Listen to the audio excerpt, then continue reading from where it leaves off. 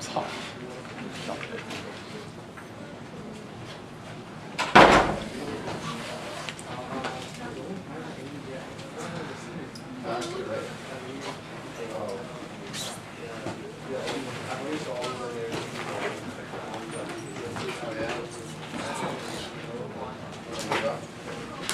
今天的困我还有点多呢，回来可以复习地址，然后按照课的是判断1、2、1是不是那两个人应该是同类型。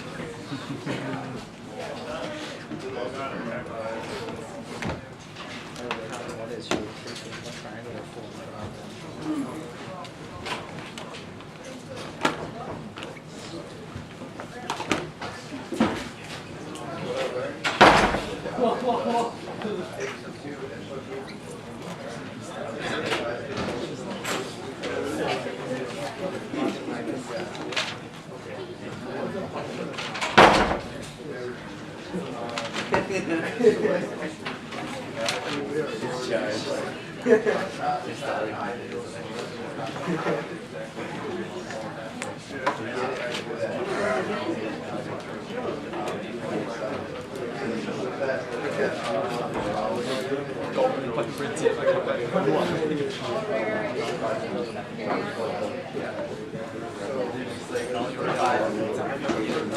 接着说，我们挺好的。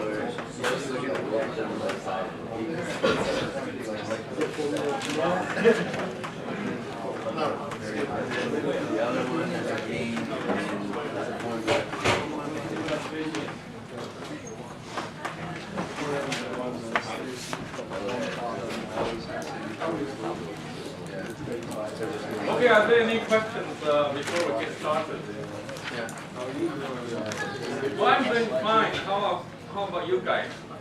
Great. It's Friday. Thank God it's Friday, right? So, thank God that you're not designing op-amps, but just learning how to use them. Okay, it's a lot easier to use op-amps than having to design them.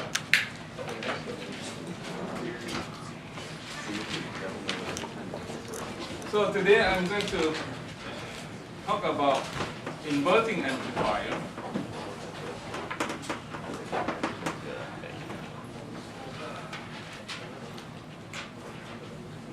And this is another use of the op-amp where the output will be inverted compared to that of the input. We have done the case of a voltage follower, the case of a non-inverting amplifier.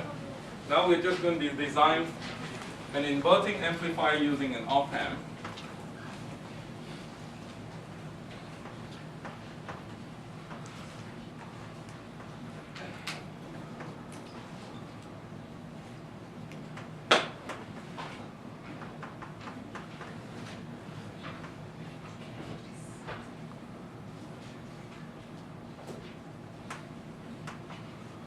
This is RF and this is IF, say.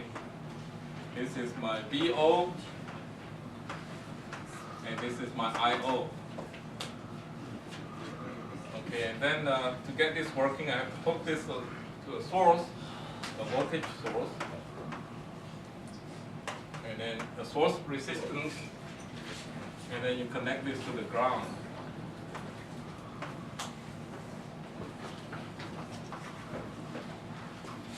Okay, this is an inverting amplifier.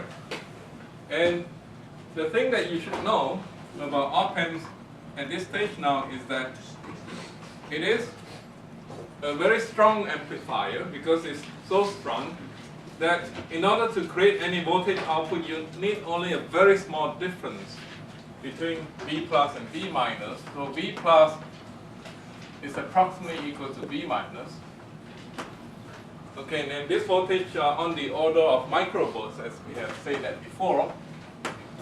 Okay, and that, so if you look at this thing, if there's any current that flows, the current that flows from the source must also avoid the input, and why does it avoid the input of the op-amp?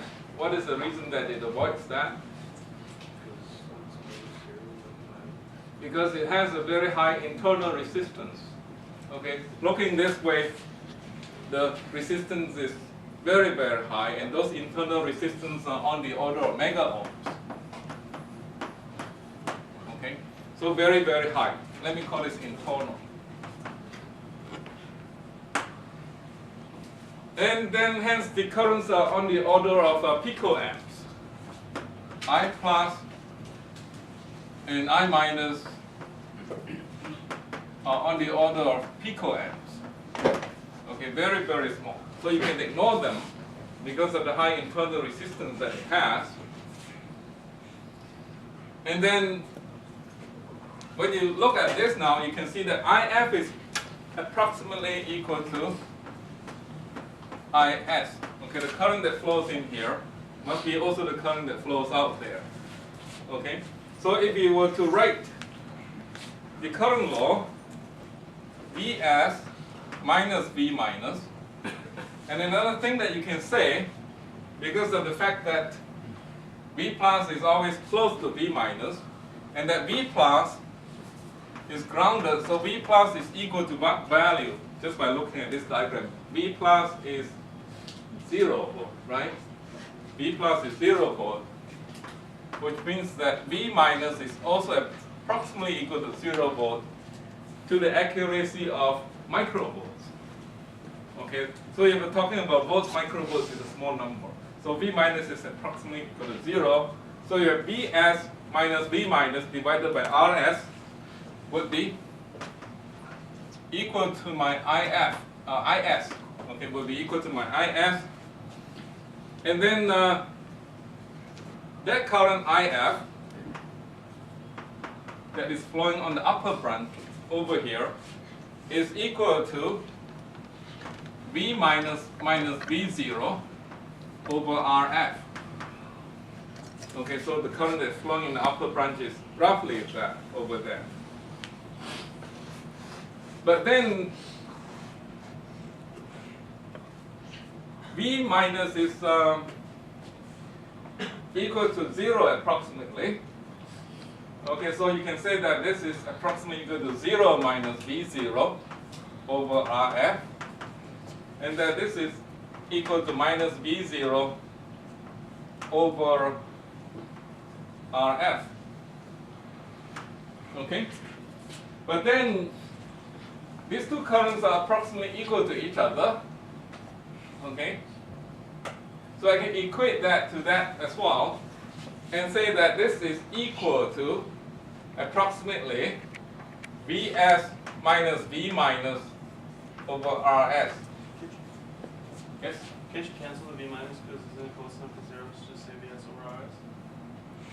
What do you say again? Can't you cancel the V minus on the in the IS equation because it's in Vs equal to 0? I mean V minus equal to 0. Yeah, V minus is approximately equal to 0, so I can just ignore this. Yeah, this is equal to Vs over Rs. Okay? So you have a relationship between V out from here, I go over here, V out is equal to Rs, Rf over Rs times Vs with a minus sign out front. Okay, so I get this key equation by equating these two terms.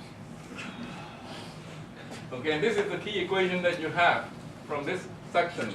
That equation of an inverting amplifier because of the minus sign. So are there any questions regarding this derivation? Okay, let's put the minus sign correctly.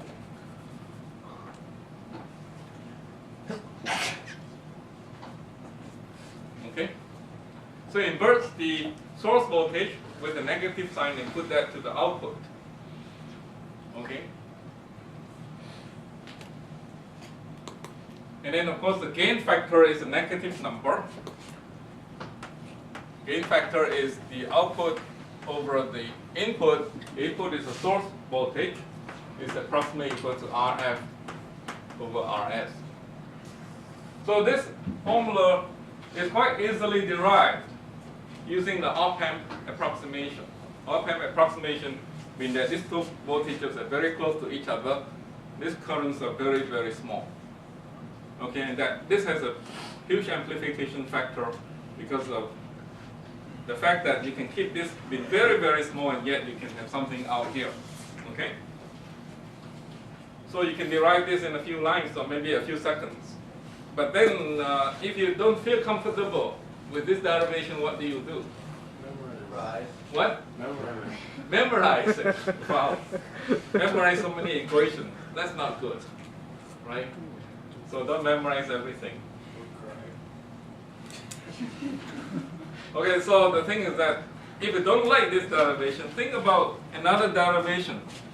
We had a circuit equivalent model using control voltage sources for the op-amp, and we say that it looks something like this. Why don't we do a more elaborate derivation? Okay, the elaborate derivation is the key. If you don't feel comfortable with the approximate derivation, go to a more elaborate one. Go to a more elaborate model. Okay? So this is what you do in engineering. If you have designed a bridge using an approximate model and you don't feel comfortable with the design of the bridge, you go and do a more elaborate model with less approximations. It will take longer time. Okay? But it's a confirmation that your approximate derivation works. So let's go through that. We say that the op-amp can be approximated with this voltage control voltage source, that it can be modeled as something like this with two outputs.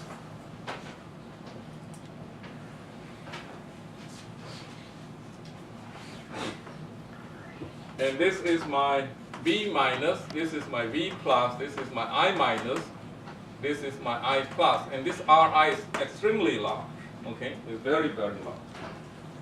And now if I want a more elaborate model, I connect this to a voltage source, just like I had over there.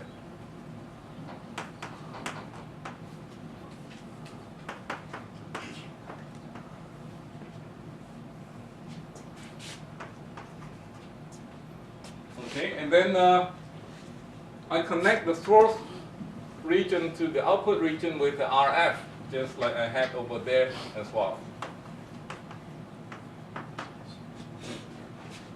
And this is my VO.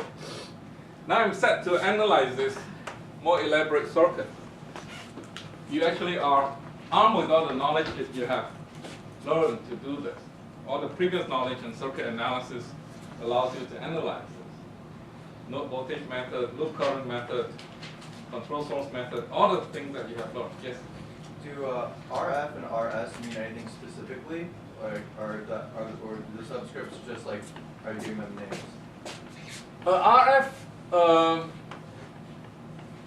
I don't know why they also choose F. Okay, I can't guess a good reason. And RS is just for this with a source. S is related to the source. Yeah. F is because of feedback, right? Feedback, okay, yeah. PA Aditya has a good reason. It's a feedback resistor, maybe. Okay, RF, or maybe it's a forward resistor. I think feedback sounds better. Okay, it's a feedback resistor. It gives you the feedback that you need to keep this a stable output. Because without the feedback, the output will be unbounded. That is, if you put in a little bit of input, the output goes haywire and becomes very large.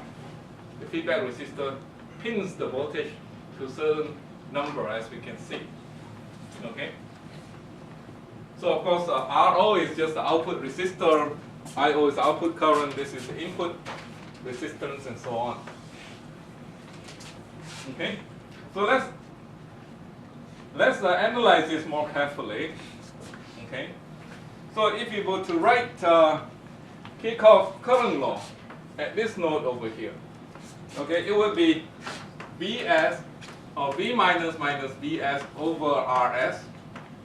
That will give me this Is in that direction. Okay, Is in that direction. This would be my current flowing in that direction. And then if I were to write down the current flowing in that direction, okay, I, maybe I can put this as I or I minus. And that would be equal to V minus divided by, or minus 0 divided by Ri. That would be the current flowing down this branch over there. And then I have to ascertain the current flowing up this branch over here. And that would be given by V minus minus V out divided by Rf. Okay?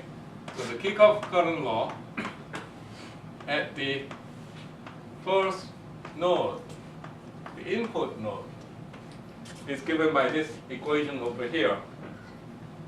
Okay? And then let's write kickoff current law at the output node. Okay, we can call this the input node. And this the output node. And so let me label this as input node, okay? And then the next equation we should write is output node. And we can do likewise, figure out what this current is, and so I should have V out minus V minus over Rf. Okay, that gives me the current that flows in that direction. Okay, this first term gives me the current that flows in that direction. I can call it minus If if you want to. Minus If, and this is the current that is If. Okay, V0 minus V minus divided by Rf gives you minus If. Okay, and that current plus the other current, okay, which is this current that flows in there, should add up to 0. And then we're going to write down the current that flows down here. Okay, it should be V0 minus this voltage from here, okay, which is A V plus minus V minus over R0. And this current plus this current, okay, this current that I'm writing over here. So this is like minus IO kind of thing. This term is like minus IO. And these two currents should add up to 0. Okay, they should add up to 0. But I know V plus to be something. What is V plus without having to even think about it? Is 0. V plus is 0. Okay? And then now I can solve these equations. From the second equation, I can solve for V minus. V minus, I can actually take everything to the other side. Okay? V minus 1 over Rf. If I were to take this thing to the other side of the equation, and then if I take this other term, this is a plus, and take it to the other side will be A over R0. On the other side of the equation. And then on the right, on the other side of the equation that is left, I have V0 over Rf plus V0 over R0. Okay, so I can solve for my V minus. V minus will be given by that term over there.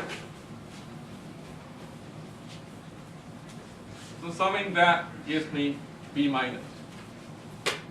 So I have V minus being equal to V0 1 over Rf plus 1 over R0 over 1 over Rf minus A over R0. So I just take this one and put it in the denominator over here. I get that equation over there. I factor out the V0, I put it on the outside. Okay? And I'm going to make some approximations at this stage.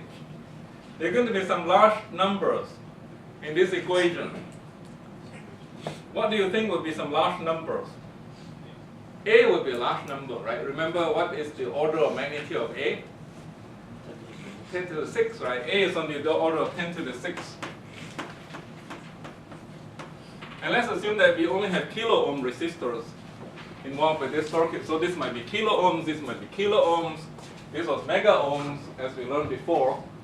Okay, and this is about tens of ohms.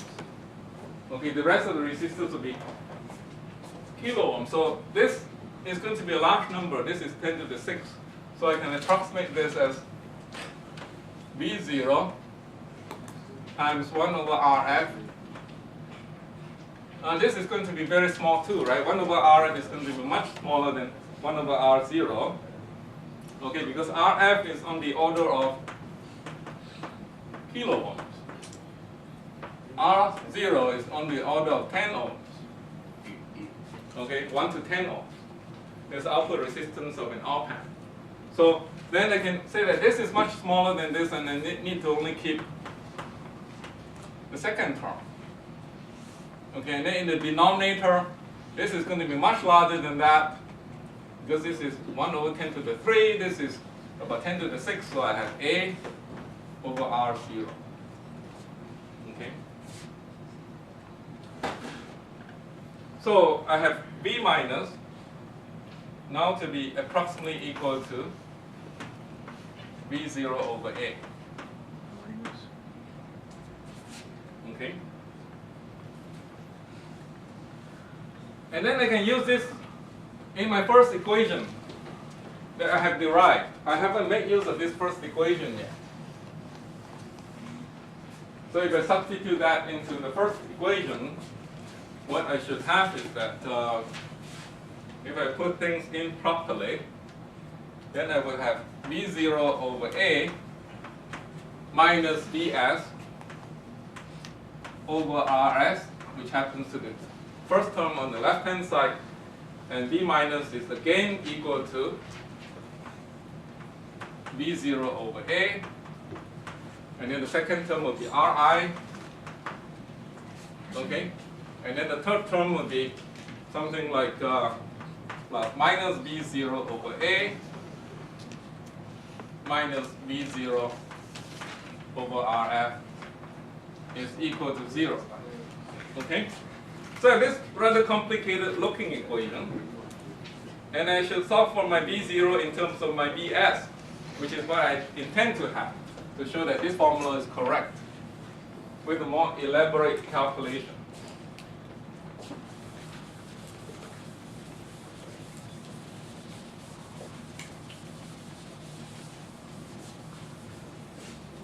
So at this stage, I can make approximations.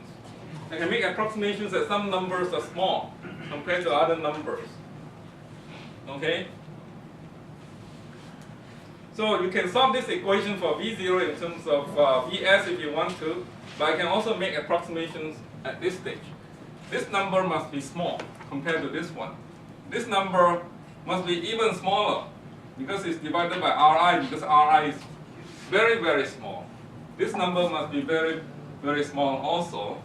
So immediately I can simplify this equation. Actually, the textbook doesn't do it this way. The textbook solves everything from VO in terms of Vs, but if I were to make approximation at this stage, I will have this equation to solve.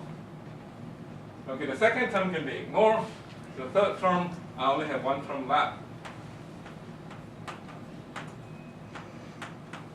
Okay, if I drop all the other terms, then I get exactly what I have over here, which is V0 is approximately equal to minus Rf over Rs times Vs.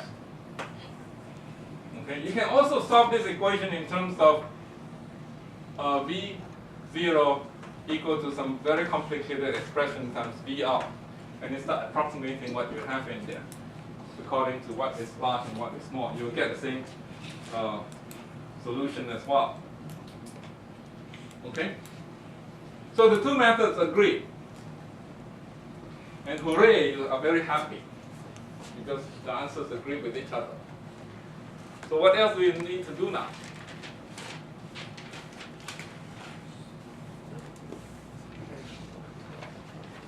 Okay, the next thing you need to do is to gain some insight as to what this more elaborate analysis gives you. The more elaborate analysis gives you the fact that you have some approximations that you make. The approximations are due to the fact that you have A much larger than 1. Okay, being one of them, R0 is much larger than, much smaller than RF, the feedback resistance. This is on the order of kilo ohms, this is on the order of 1 to 10 ohms. And then you also assume that this is much smaller than A times RS. If you go to the approximations, this is one of the things that you assume to be small. Okay? And then you have AR0. Okay, this 2 being much larger than this 2 number. Okay, and then because of these approximations, then you get this final approximate solutions. Okay, so the elaborate analysis gives you the conditions for the approximation.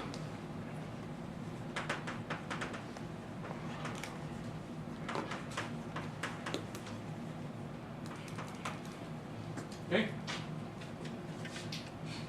So it's not something that you always like to do. It's too elaborate. And many of you are too smart. You don't want to go through all this elaborate analysis. You know that that answer must be correct. Okay? Don't worry too much about it. So, the more elaborate analysis also gives you another insight. An insight as to what the resistance, what the R sub T look like, the Thevenin resistance look like when you look at this circuit from this viewpoint. Okay, you cannot get what R sub T is a very good value if you don't have this elaborate circuit. Okay, let's look for what R sub T is. If you want to replace this with a kind of a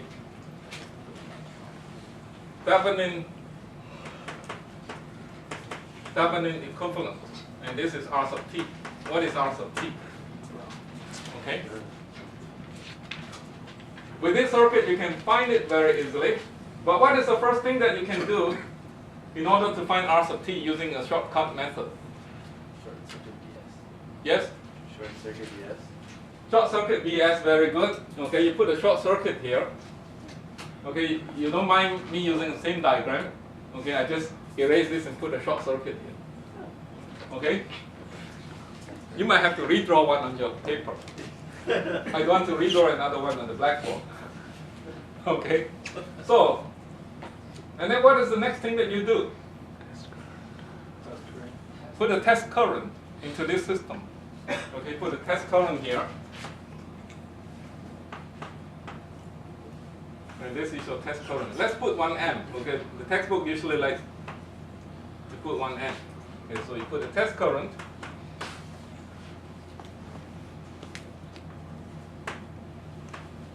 And then figure out what this V at that node is. And if you know the current going to that node, the V, you can figure out what the Thevenin resistance is. Okay, this will be no different from if you put a test current through this system. 1 amp. So, with this in mind, let's write down the solution.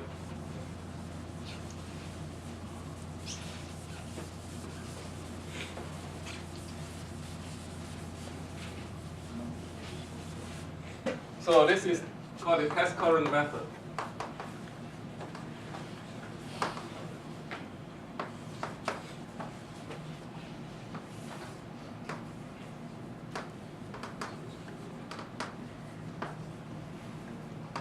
The Thevenin resistance. Okay? So let's see if we can write down the solution right away. The textbook actually gives you the solution right away, and let's justify why that should be correct. The textbook says V out should be approximately equal to R0 over 1 plus A times RS over RS plus RF. Okay, so that's the textbook's answer to this problem. But let's analyze if this is correct. Let's multiply this across.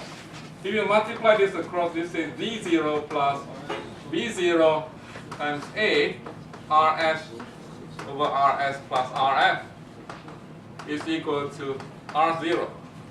So let's see if this equation makes sense. Okay.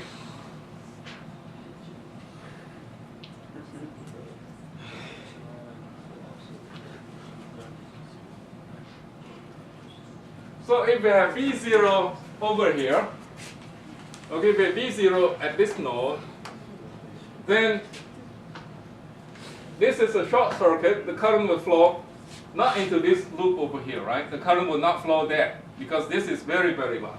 So this current will flow mainly in this direction.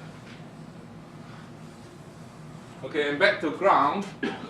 And you can write down this voltage V minus instead of in terms of V0 right away, right? If this is V0, V minus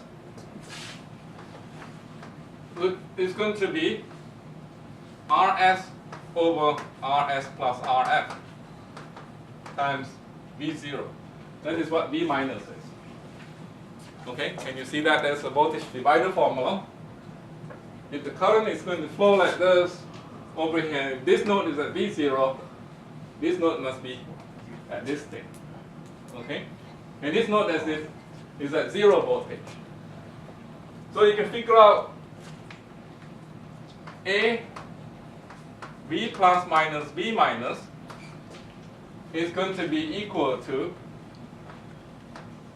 A times minus RS over RS plus RF times V0 right away.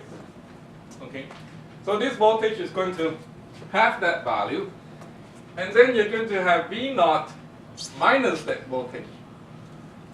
V naught minus this voltage must be the voltage across this output resistance.